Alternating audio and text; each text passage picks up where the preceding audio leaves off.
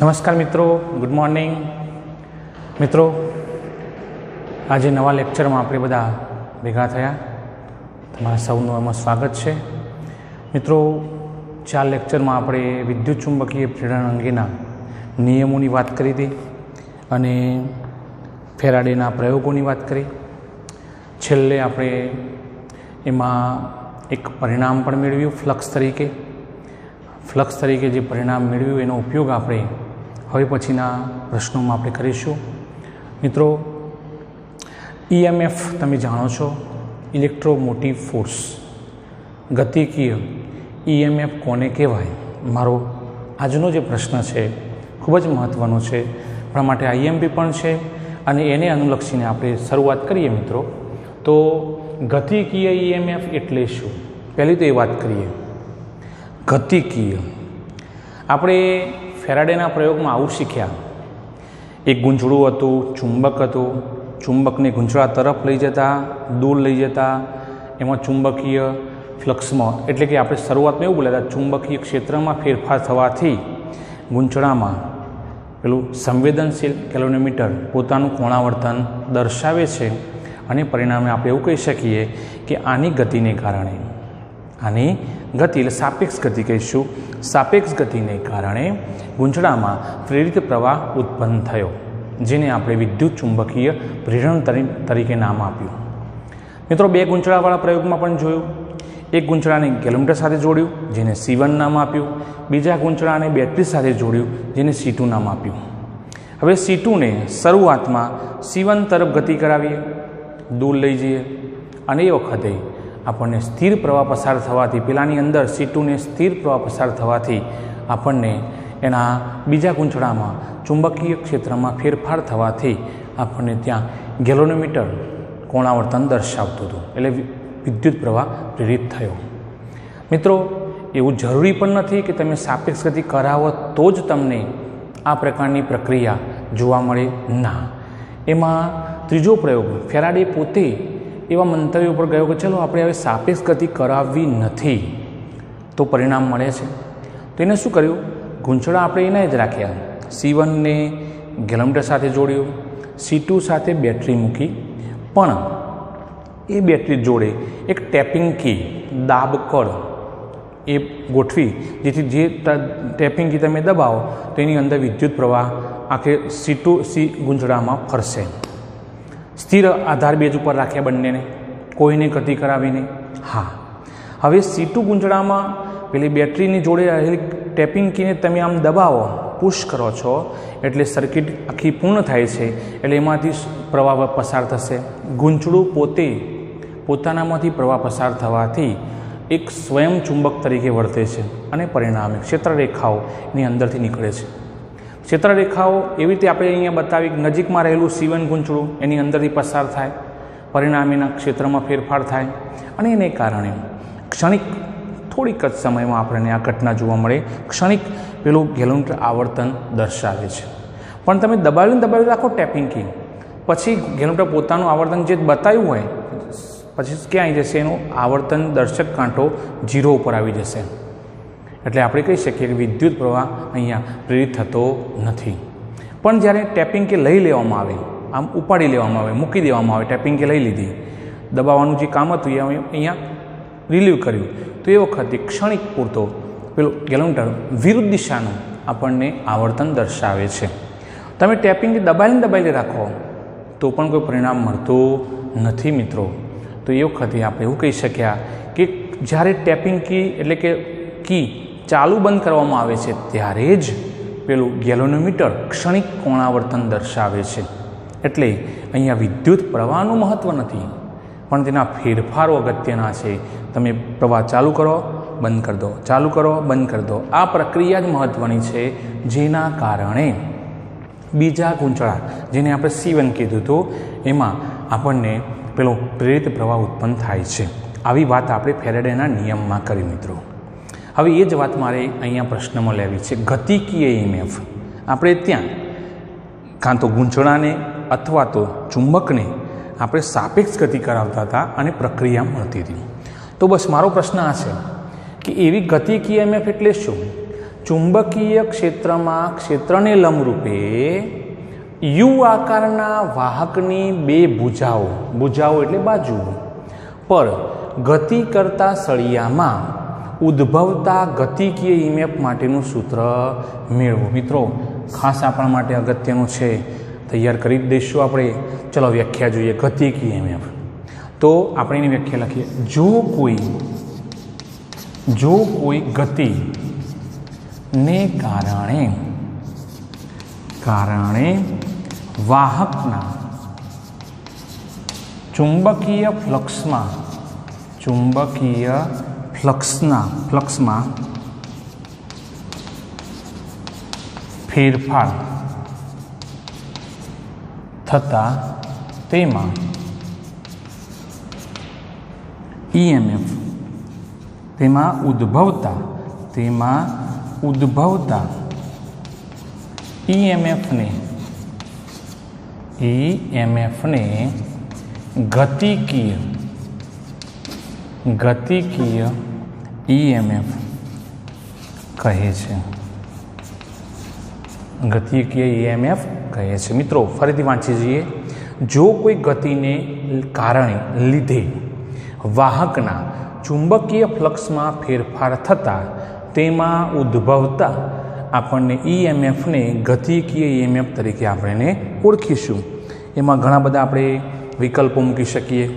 ચુંબકની ગતિ કરાવીને, અસમાન ચુંબક ક્ષેત્રમાં આપણે વાહકની ગતિ કરાવીએ, એ એકને સ્થિર રાખીએ, ચુંબકને સ્થિર રાખીને ગૂંચળાને આપણે ગતિ કરાવીએ, આંટાની સંખ્યા વધારી દેવામાં આવે, નમન એ પ્રમાણે એક પ્રકારે રાખવામાં આવે જેથી ચુંબકીય ફ્લક્સમાં ઝડપથી ફેરફાર થાય. આ બધા એના ઓપ્શન છે.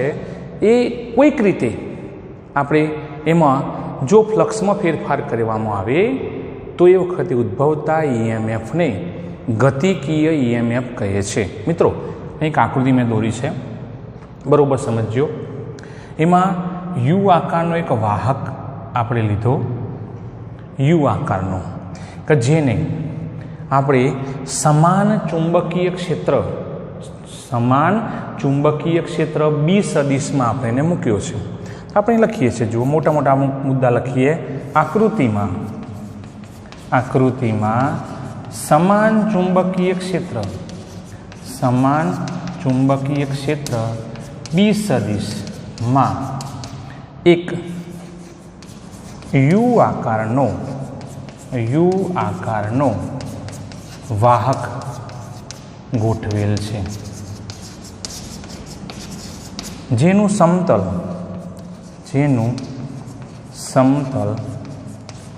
ચુંબકીય ક્ષેત્રને લંબરૂપે રહે. જોઈ લો, આપણને ખબર છે, જો આમ ટપકા સ્વરૂપમાં આપણે કહીએ, ચુંબકીય ક્ષેત્રની વાત કરીએ છીએ, અને આમ ચોકડી કરેલી હોય, તો ચોકડી કરેલી હોય તો એ અંદર જતી દિશામાં હોય. આમ ધારો કે તમે તીર લો, આમ તીર મારો તો પાછળ જે પેલો એનું જે આમ આપણે જમણા હાથે જે પકડી આમ છોડી દઈએ છીએ, દોરી સાથે આમ બરોબર આમ રાખીને, તો એનો પાછળનો ભાગ જાણે કે જતો હોય એવો ભાગ લાગે, એટલે અંદરની તરફ. અને આ તીર આવતું હોય તો એનો આગળનો ભાગ તમને કેવું લાગે? ટપકા સ્વરૂપમાં. તો એ બહાર, એટલે કે આપણી તરફ બહાર આવતી દિશામાં, આ અંદર જતી દિશામાં. તમને વાદળી ચોકડીઓ કરી છે એ સમાન ચુંબકીય ક્ષેત્ર છે, એટલે અંદર જતી દિશામાં. એમાં એક વાહક મૂક્યો છે યુ આકારનો, એનું સમતલ આમ થવાનું, બરાબર. હવે એને લંબરૂપે થવાનું નહીં થવાનું રહે ચુંબકીય ક્ષેત્ર બી. આપણે કીધું કે એ વાહકનું સમતલ ચુંબકીય ક્ષેત્રને લંબરૂપે રહે. મિત્રો હવે આ યુ આકારના વાહક ઉપર સરકી શકે તેવો ઘર્ષણ અહીંયા જરૂર છે નહીં, ઘર્ષણ રહિત સરકી શકે તેવો એક PQ દેખાય છે બધાને? PQ સળિયો જે આ વાહકની બંને ભુજાઓ ઉપર સરકી શકે તેમ આપણે ગોઠવ્યો છે.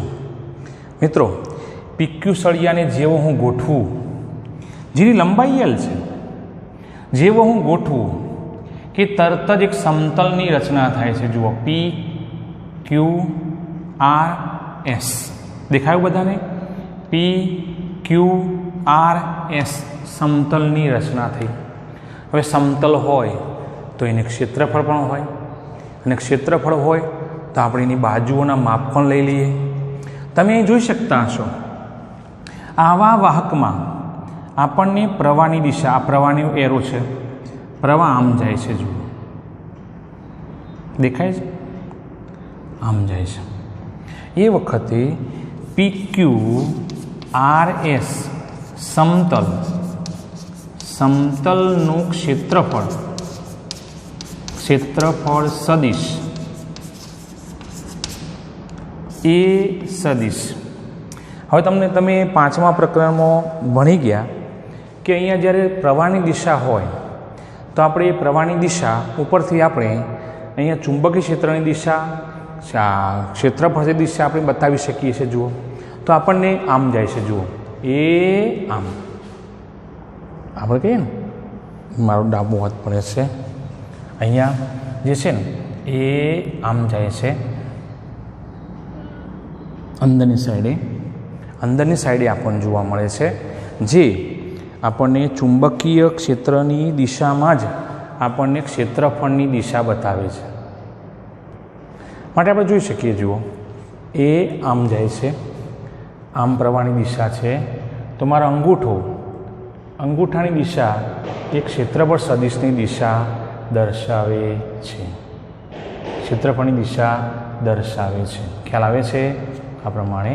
તો ક્ષેત્રફળની દિશા, સદિશની દિશા અંદરની તરફ મળે છે. જો પ્રવાહ આમ હોય, આમ, તો એ વખતે બહારની દિશામાં હોય. પ્રવાહ આમ હોય તો બહારની દિશામાં ચુંબકીય ક્ષેત્રફળ સદિશની દિશા મળશે. મિત્રો યાદ રાખજો. ચલો, આપણી પાસે ફેરાડેનો નિયમ છે. ફેરાડેના નિયમ મુજબ આપણને પ્રેરિત થતું ઈએમએફ E બરાબર -d∅/dt. સમીકરણ નંબર આપણે 1 આપીએ. ઓકે, તમને ખબર છે ફ્લક્સ ફાઈ બરાબર AB, જ્યાં ફ્લક્સ ફાઈ બરાબર AB cos થીટા ભણી ગયા આપણે. થીટાને તમે શું કહેશો? A અને B વચ્ચેનો ખૂણો. હવે બીની દિશા તમે કઈ કીધી? અંદરની બાજુએ. અને એની દિશા પણ કઈ કીધી તમે? અંદરની બાજુએ.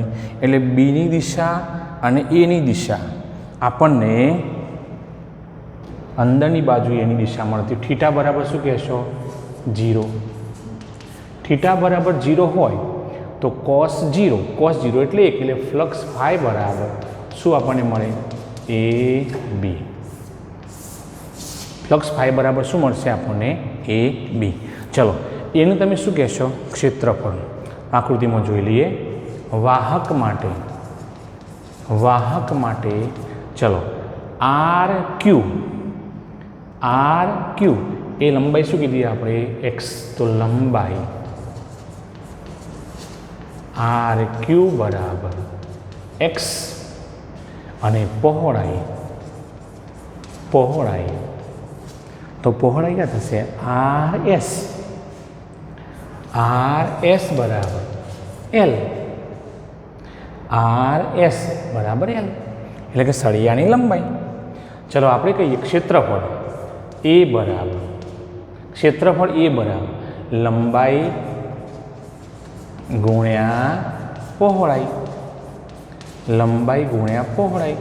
ચલો, લંબાઈ થઈ આપણા માટે x અને પહોળાઈ થઈ L.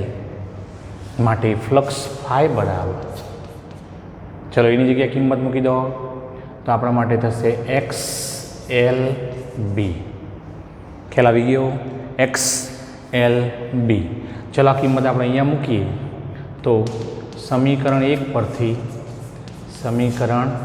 1 પરથી ચલો, પ્રેરિત ઈએમએફ E બરાબર, મિત્રો સમાન ચુંબકીય ક્ષેત્ર છે અને Lની કિંમત વાહકની પહોળાઈ તો એને જ રાખવાની. શું બદલાય છે?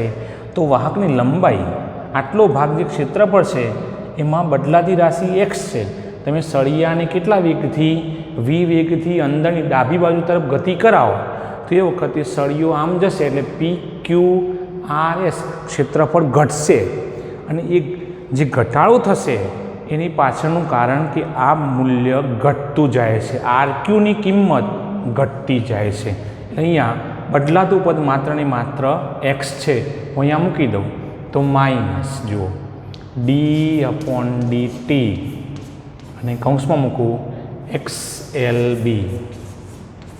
ચલો બદલાતું પદ છે એને અંદર રાખીએ, બાકીના બધા મૂકી દઈએ તો BL dx/dt. BL અચળ પદ હોવાથી સમાન ચુંબક ક્ષેત્ર માટે અચળ અને પહોળાઈ આ ભાગ બદલાતો નથી પણ આ ભાગ બદલાય છે એટલે x બદલાય છે માટે એને વિકલનમાં લઈ જવું પડે માઇનસ BL અને અહીંયા dx/dt એટલે v. હું ગોઠવી દઉં થોડુંક સરળતા રહે આપણે બોલવામાં તો E બરાબર માઇનસ BVL. ચલો મૂલ્યમાં મૂકું તો મૂલ્ય E બરાબર BVL. BVL આપણે અહીંયા પ્રેરિત EMF આપણે મેળવી શકીએ છીએ BVL. E બરાબર BVL. આમ મિત્રો આપણે આજે આપણને EMF મળ્યો પ્રેરિત BVL ને ગતિકીય EMF કહેવામાં આવે છે. આપણે કોને ગતિ કરાવ્યું? PQ સળિયાને ડાબી બાજુએ આપણે ગતિ કરાવી અને પરિણામે ગતિને લીધે જો વ્યાખ્યામાં પાછા આવી જઈએ, સળિયાની ગતિને લીધે વાહકના ચુંબકીય ફ્લક્સમાં ફેરફાર થયો. કારણ કે વાહક ક્યાં મૂકેલો છે તો કે ચુંબકીય ક્ષેત્રને લંબરૂપે મૂકેલો છે તો એના ચુંબકીય ફ્લક્સમાં ફેરફાર થયો. પરિણામે આપણને EMF અહીંયા પ્રેરિત થયો. એ EMFને જ આપણે શું કહીશું? ગતિકીય EMF. મિત્રો ચુંબકીય ક્ષેત્રમાં આમ વાહકના સળિયાને યોગ્ય રીતે ગતિ કરાવીને ઉદ્ભવતા પ્રેરિત EMFને જ આપણે શું કહીશું? ગતિકીય EMF. આપણે ચુંબકીય ક્ષેત્રને બદલ્યા વગર વાહકને ખસેડીને અર્થાત પરિપથ દ્વારા ઘેરાયેલા ચુંબકીય ફ્લક્સને બદલીને પ્રેરિત EMF આપણે અહીંયા ઉત્પન્ન કરી શકીએ છીએ. તો આને શું કહીશું આપણે ભાઈ? ગતિકીય EMFનું સૂત્ર E બરાબર માઇનસ BVL. મિત્રો તમને પ્રવાહ કે ભાઈ આના ઉપર તમારે પ્રવાહ શોધવાનો છે તો યાદ રાખો વાહકનો અવરોધ આપણને અહીંયા જરૂર પડવાની. એટલે આપણે પહેલાં કહેવું પડે વાહકનો અવરોધ ભાઈ કેટલો છે. ધારો કે વાહકનો અવરોધ R હોય, કેપિટલ R, તો આપણી પાસે ઓમનો નિયમ જે છે કે કેપિટલ R બરાબર V/I એના ઉપરથી આપણે મૂકી શકીએ કે I બરાબર E/R અને એ સૂત્રમાં આપણે ઉપયોગ કરી અને વાહકમાં ઉદ્ભવતા પ્રવાહને આપણે શોધી શકીએ છીએ. મિત્રો એના પછીનો આપણે પ્રશ્ન જોઈએ. ચુંબકીય ક્ષેત્રને લંબરૂપે મુક્ત વિદ્યુત ભાર પર લાગતા લોરેન્ટ્ઝ બળ પરથી ગતિકીય EMF શોધો. મિત્રો આ પ્રશ્નને સમજતા પહેલાં આપણે સળિયાની અંદરની જે પ્રક્રિયા છે હમણાં જોયું તમે યુ આકારનો વાહક લીધો આપણે અને એના ઉપર જ્યારે તમે PQ સળિયો મૂક્યો હતો P અને Q અને એને આમ ગતિ કરાવી હતી તો પ્રવાહ નીચેથી એન્ટી ક્લોકવાઇઝમાં આપણને આમ ઉપરની તરફ આમ પોતાનો માર્ગ બતાવતો નીચેથી આમ. તો સળિયામાં આપણે V વેગથી ડાબી બાજુ ગતિ કરાવીએ તો પ્રવાહની દિશા નીચેથી ઉપર છે. જમણી બાજુ ગતિ કરાવીએ તો એ વખતે આનાથી ઊંધી થઈ જાય, આમ ઉપરથી નીચે તરફ પ્રવાહ વહે છે. પહેલાં સળિયાની અંદરની સ્થિતિને આપણે પહેલાં સમજી લઈએ. ધારો કે આ સમાન ચુંબકીય ક્ષેત્ર આપણે લઈએ છીએ જેની દિશા આપણે કહેવી હોય તો કહી શકીએ કે ભાઈ બોર્ડના સમતલને લંબરૂપે અંદર જતી દિશા છે. ચલો વાત ક્લિયર? આ થઈ આપણા માટે બી સદિશની. હવે એની અંદર ધારો કે સમાન ચુંબકીય ક્ષેત્રમાં હું એક સળિયો લઈ લઉં. ધારો કે આ સળિયો મેં નામ આપ્યું PQ સળિયો. ક્લિયર? આ પીક્યુ સળિયો અનેક આયનોનો એટલે કે ઇલેક્ટ્રોન પ્રોટોન દ્વારા બનેલો આપણને પરમાણુઓથી રચેલો આમ સળિયો છે. અસંખ્ય જેમાં ઇલેક્ટ્રોન પણ છે ને પ્રોટોન પણ છે. હા, શરૂઆતમાં કોઈ પ્રક્રિયા કરવામાં ન આવે તો આ સળિયો વિદ્યુતની દ્રષ્ટિએ કેવો છે? તટસ્થ છે મિત્રો. હવે જો એને હું આમ ગતિ કરાવું, કેટલા વેગથી? v વેગથી આમ ગતિ કરાવું તો તમે જુઓ v અને b પરસ્પર લંબ થયા. b અંદરની બાજુ છે, v આ દિશામાં છે, એટલે બંનેનો ખૂણો એ આપણને આવો મળે. જુઓ અહીંયા ખૂણો મળશે 90 ડિગ્રી. એટલે લોરેન્ઝ બર્નનું સમીકરણ તમે ભણી ગયા છો. આપણને ચુંબકીય ક્ષેત્રને લગતું v સદિશ ક્રોસ b સદિશ. તો વિદ્યુત ભાર એટલે કે પરિણામે આપણને એના ઉપર લાગતું બળ કે જે v અને b થી બનતા સમતલને લંબરૂપે આપણને જોવા મળે છે, જેની દિશા જમણા હાથના નિયમની મદદથી આપણે શોધી શકીએ છીએ. મિત્રો આપણે અહીંયા આગળ જવા દઈએ, મૂલ્યને ધ્યાનમાં લઈએ તો QVB sin theta, QVB sin theta, એમાં થીટાને તમે શું કહેશો? તો કે v અને b વચ્ચેનો ખૂણો. હવે b અંદરની બાજુ છે, v આ દિશામાં છે, તો ખૂણો કેટલો થયો? 90 ડિગ્રી. માટે QVB sin 90 એટલે 1 માટે થશે QVB F બરાબર. આ એનું મૂલ્ય મળ્યું.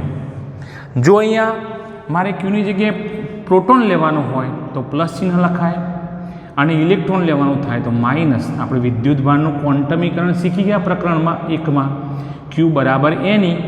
તો એ વખતે અહીંયા જો ઇલેક્ટ્રોન લઉં તો માઇનસ આવે, એટલે કે બળની દિશા એ વિરુદ્ધ દિશામાં, જે મળતું હતું બળ એના કરતાં વિરુદ્ધ દિશામાં, પ્રોટોનની કરતાં વિરુદ્ધ દિશામાં મળે છે. ચલો આ વાત ક્લિયર. હવે આપણે વિચારો કે બધા ઇલેક્ટ્રોન પ્રોટોન બધા સમાન રીતે વહેંચાયેલા હોય અને એવા સમાન ચુંબકીય ક્ષેત્રમાં જ્યારે એમને આપણે મૂકીએ, જે સળિયાની અંદર જ છે, અને સળિયાને v વેગથી ગતિ કરાવીએ તો એમાં રહેલા આ ઇલેક્ટ્રોન પ્રોટોન પણ શું કરે? v વેગથી ગતિ કરવાના. એટલે વિદ્યુત ભારો પણ v વેગથી ગતિ કરે. હવે સમાન ચુંબકીય લંબરૂપે જ્યારે વિદ્યુત ભારો v વેગથી ગતિ કરે તો તેમના ઉપર બળ લાગે છે. હવે મિત્રો બળ લાગે તો એ દર્શાવવું હોય, શોધવું હોય તો આપણે અહીંયા એની દિશા જમણા હાથના આપણે નિયમની મદદથી આપણે શોધી શકીએ છીએ. મિત્રો તો આપણે અહીંયા એ શોધવાનો પ્રયત્ન કરીએ. મિત્રો ધ્યાન આપજો. આપણે ચલો મારી આંગળીએ જે ગોઠવણ કરી છે એ પ્રમાણે કે ભાઈ જમણા હાથનો આપણે નિયમનો ઉપયોગ કરીએ તો આ દિશા વેગની દિશા છે, આ ચુંબકીય ક્ષેત્રની દિશા છે. પરિણામે અમને લંબરૂપે આપણને આ ઉપરની બાજુએ કે જે આમ હું લઈ જવાનું જોઈ લો, આમ હતું ને આપણે જમણા હાથનો ઉપયોગ કરીએ તો આ બીની દિશા જે અંદરની બાજુ છે, આ સળિયાના વેગની દિશા, અને આ મારો અંગૂઠો જે છે એ અંગૂઠાની દિશા એ ચુંબકીય બળની દિશા. હું એને આમ આકૃતિમાં લઈ જાઉં તો મને આ પ્રમાણે મળે. જોઈ લો, આંગળીની દિશા, સળિયાના વેગની દિશા. મારી આ જે આંગળી છે એની દિશા ચુંબકીય ક્ષેત્રની દિશા. તો અંગૂઠાની દિશા મને શું બતાવે છે? એમને લંબરૂપે રહેલા બળની દિશા. જો હું ધન વિદ્યુત ભાર લઉં તો ચિહ્ન શું આવશે? અહીંયા પ્લસ આવશે. એનો મતલબ કે ધન વિદ્યુત ભાર હોય, ધન વિદ્યુત ભાર જેને આપણે પ્રોટોન તરીકે આપણે ઓળખીએ અથવા તો આયન તરીકે લઈએ, ધન આયન કહીએ, એની દિશા બળની દિશા કઈ બાજુ છે? ઉપરની બાજુએ. કઈ બાજુ છે? ઉપરની બાજુ. જોઈ લો, મારા અંગૂઠાની દિશા એ બળની દિશા, આંગળીની દિશા જે છે આ રહી આંગળીની દિશા એ ચુંબકીય ક્ષેત્રની દિશા. તો મારી પહેલી જે આંગળી છે આ રહી એ ફિંગર પોઈન્ટ એ આપણા માટે વેગની દિશા આપે. તો અંગૂઠાની દિશા આપણે જોઈએ તો અહીંયા ઉપરની બાજુ આવે છે, માટે ક્યુથી પી તરફ બળની દિશા, બળ લાગે. જ્યારે હું એમ કહું કે ભાઈ ઋણ વિદ્યુત ભારિત ઇલેક્ટ્રોન છે, ઋણ વિદ્યુત ભારિત ઇલેક્ટ્રોન છે, તો ઇલેક્ટ્રોન માટે મારે અહીંયા માઇનસ લેવું પડે. એટલે એફની કિંમત માઇનસ અહીંયા શું થયું EVB એની બરાબર, તો EVB માઇનસ થયું તો એની દિશા જે મૂળ જે બળ હતું એની વિરુદ્ધ દિશા થઈ. એટલે શું થશે P થી Q તરફ, P થી Q તરફ. મિત્રો તમને ખબર છે ધન આયનો જે છે એ ભારે હોય, એ પોતે ગતિ કરી શકતા નથી. તો ગતિ કોણ કરશે? ઇલેક્ટ્રોન. તો અહીંયાથી ઇલેક્ટ્રોન જે પણ હશે એ બધા આ છેડે જમા થશે.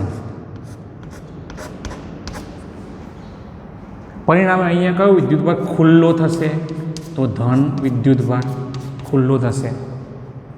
જેટલું આપણને બળ અહીંયા એ લોકો અનુભવશે એ બધા ઇલેક્ટ્રોન અહીંયા નીચેની તરફ ભેગા થશે અને પેલા ધન વિદ્યુતભારો એટલા જ પ્રમાણમાં ઉપરના છેડે ખુલ્લા થશે. હવે તમે જુઓ, વાહક સળીઓ જે શરૂઆતમાં આપણને તટસ્થ હતો, સમાન રીતે વહેંચાયેલા હતા, હવે એના છેડા વિદ્યુતભારિત આપણને લાગે. આ છેડો કયો વિદ્યુતભારિત થયો? ધન. આ છેડો કયો થયો? ઋણ.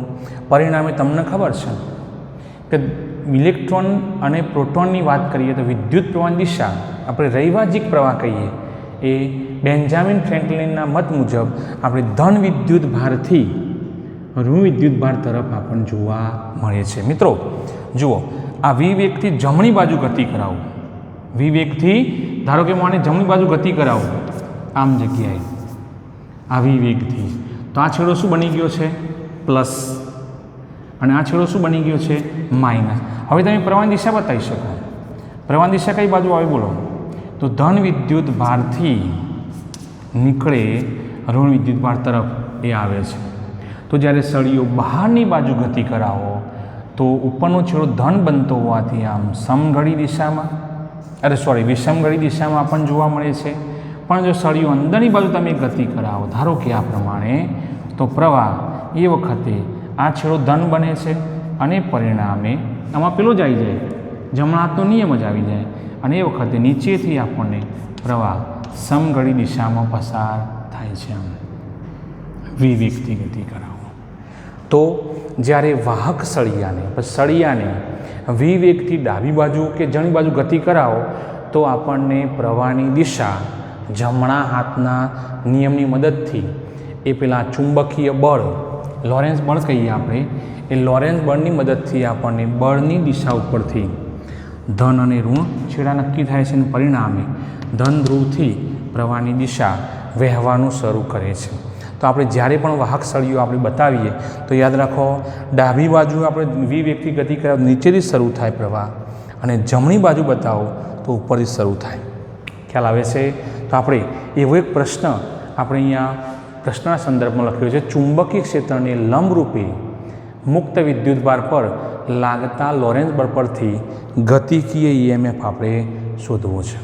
મિત્રો એવો એક મેં વાહક યુ આકારના વાહક સાથેની આકૃતિ બોર્ડમાં દર્શાવી છે, આપણે હમણાં જોઈ, પણ એમાં મેં અહીંયા વેગ બદલી કાઢ્યો. જે વેગ ડાબી બાજુ હતો એની જગ્યાએ જમણી બાજુ રાખ્યો. હવે આપણે સમજી ગયા કે જમણી બાજુ હોય, ડાબી બાજુ હોય તો પ્રવાહની દિશા કઈ બાજુથી કઈ બાજુ વહે છે. સમજી લે પહેલાં આકૃતિ. ચુંબકીય ક્ષેત્ર સમાન ચુંબકીય ક્ષેત્ર દર્શાવ્યું છે અંદર જતી દિશામાં. ક્ષેત્રને લંબરૂપે અહીંયા યુ આકારનો વાહક આપણે મૂક્યો છે કે જેનું સમતલ એ ચુંબકીય ક્ષેત્રને લંબરૂપે રહે. આ વાહકની બે ભુજાઓ ઉપર ઘર્ષણ રહિત રીતે સરકી શકે, ઘર્ષણ બળ ઉત્પન્ન થાય નહીં અને સરકી શકે તેવો એક PQ એક સળિયો અહીંયા આપણે એના ઉપર ગોઠવ્યો છે, જેને હવે હું કહું તો V વેગથી જમણી બાજુએ આપણે એને ગતિ કરતો દર્શાવ્યો છે. હવે તમને ખ્યાલ આવી ગયો, જમણી બાજુ ગતિ કરતો દર્શાવીએ તો આ છેડો કેવો બને? ધન. અને આ છેડો કેવો બને? ઋણ. પરિણામે પ્રવાહની દિશા ઉપરથી નીચે તરફ આપણને જોવા મળે છે આ પ્રમાણે. ખ્યાલ આવી ગયો?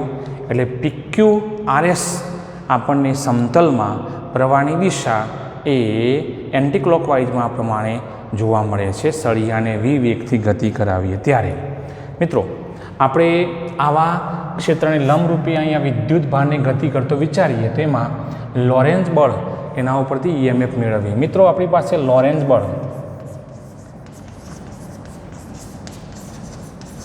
વિદ્યુત ક્ષેત્ર અને ચુંબક ક્ષેત્રને ધ્યાનમાં રાખીને મૂકીએ તો આખું પહેલાં આપણે આવું બોલીએ છીએ F સદિશ બરાબર Q E સદિશ એટલે વિદ્યુત ક્ષેત્ર પ્લસ V સદિશ ક્રોસ B સદિશ આ પ્રમાણે આપણે મૂકીએ છીએ.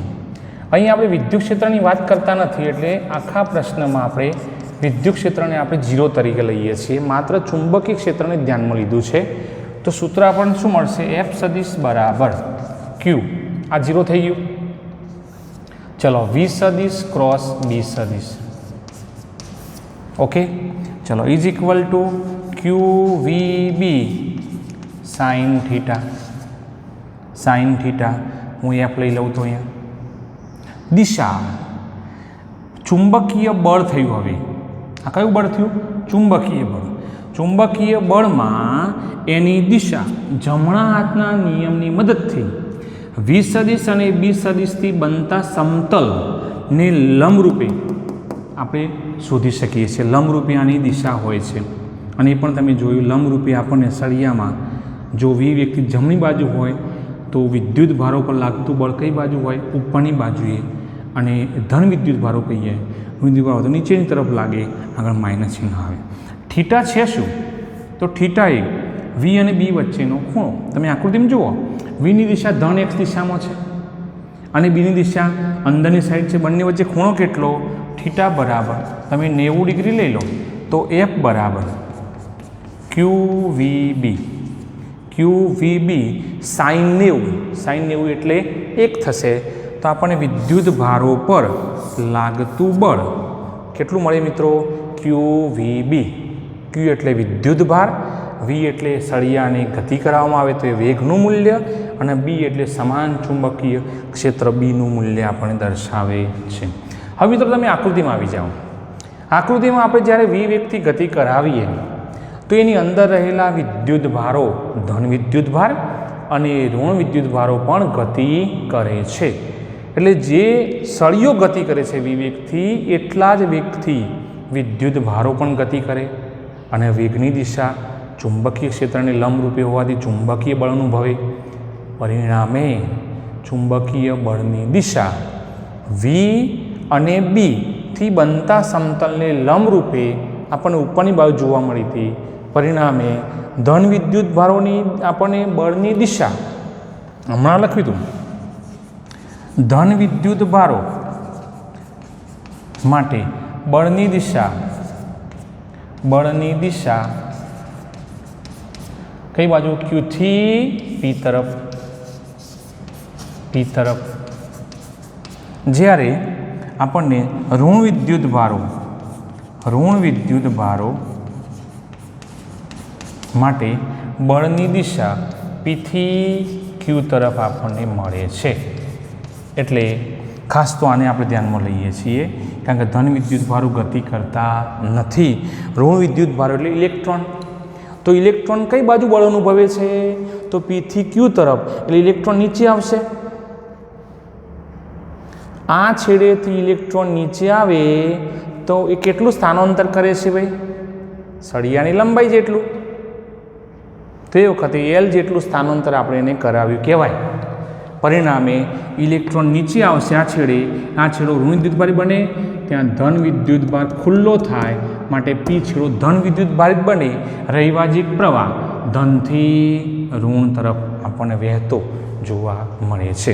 એટલે આપણે આવા બળને લીધે મિત્રો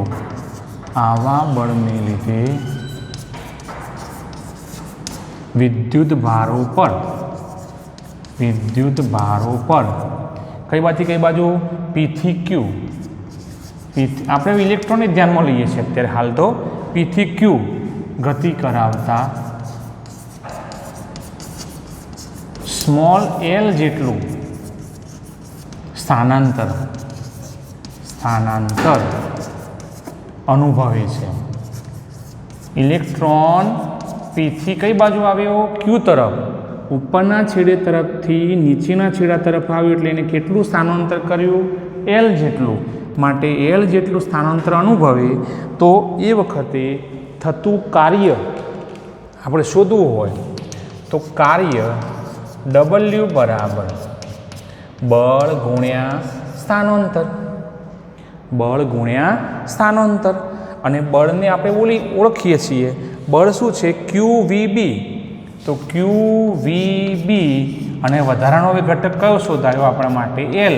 એટલે કાર્યનું સૂત્ર થયું QVBL. ખ્યાલ આવી ગયો મિત્રો? હવે મારે શોધવું છે કે ભાઈ કેટલો પ્રેરિત પ્રવાહ અને પરિણામે પ્રેરિત EMF, જેને આપણે શું નામ આપીશું? ગતિકીય EMF મળે છે. જોઈએ, તમે ભણી ગયા જૂલના નિયમમાં W બરાબર VQ. મિત્રો વીને સૂત્રનો કરતા બનાવો તો W ભાગ્યા Q. હવાની વ્યાખ્યા આવી અપાય. છેદમાં વિદ્યુત ભાર છે. એકમ વિદ્યુત ભાર પર થતું કાર્ય એટલે જ એમાં ઉદ્ભવતું અથવા એમાં રહેલું વિદ્યુત સ્થિતિમાન. એકમ વિદ્યુત ભાર પર. હવે આના ઉપરથી આપણે લખવા જઈએ તો અહીંયા તો પ્રેરિત EMF આપણે સંકેત E વળી બતાવીએ. ચલો, પ્રેરિત EMF એટલે ગતિકીય EMF E બરાબર W અને વિદ્યુત ભારનો સંકેત આપણે કયો લીધો છે? Q. માટે